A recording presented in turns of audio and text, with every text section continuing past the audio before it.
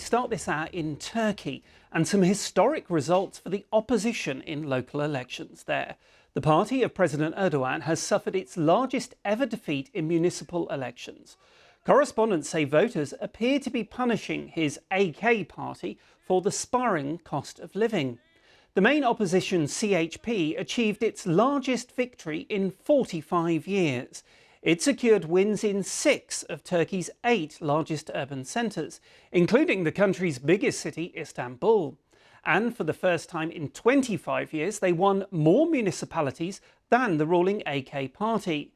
President Erdogan described his party's worst ever defeat as not an end, but a turning point.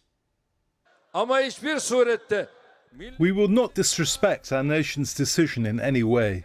We will avoid being stubborn, acting against the national will, and questioning the judgment of our nation, as we have done so far. We will take the necessary steps by analysing the messages given by the nation at the ballot box, most accurately and objectively within the reason and in our inner conscience. Opposition supporters say although these are local elections, victories in big cities are a significant show of force against President Erdogan's ruling party. This was the scene in Istanbul, where thousands took to the streets to celebrate the opposition party's win. The city's incumbent mayor, Ekrem Imamoglu, declared victory after securing over 50% of the vote, well ahead of his nearest rival.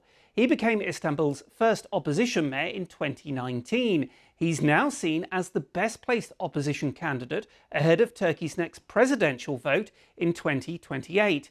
He told supporters the result signalled a very important message to the world.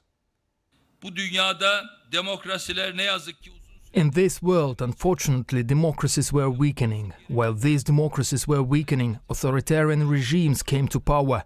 Many articles around the world asked if we were coming at the end of democratic regimes.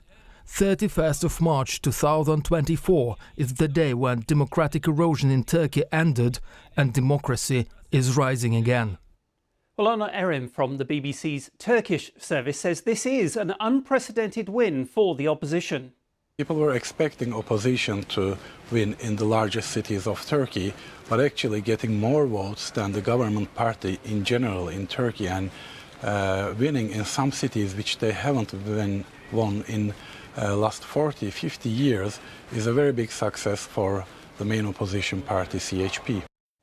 Cihan Tugul is Professor of Sociology at the University of California, Berkeley. He gave us his assessment of Turkish politics following on from these election results.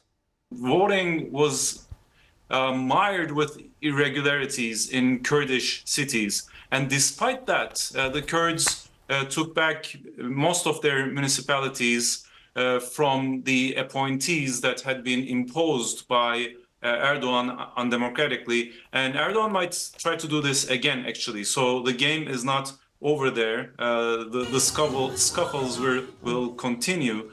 And the other dimension is the growth of the far right. So this has not stopped. So that Erdoğan has lost doesn't mean his vision has lost. So 4% of his votes have gone to a far-right Islamist party, which had been criticizing Erdoğan because of his free market policies, his socially unjust policies that target poor people and small shopkeepers and small tradespeople, and also his dealings with Israel. Turkey has serious trade with Israel, and Islamists are pretty unhappy about this. So actually all of that is good and well. I mean, all of those could be really bases for a strong democratic opposition. But the catch in all of this is that this party I'm talking about, this far-right Islamist party, is also very anti-woman and anti-LGBT.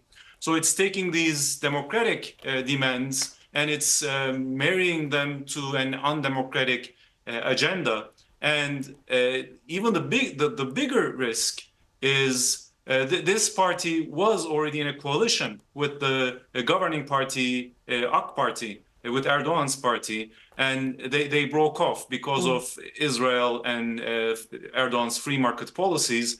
But if Erdogan makes some concessions, this party might, recombine its forces with Erdogan, and they might still score a win in the general elections.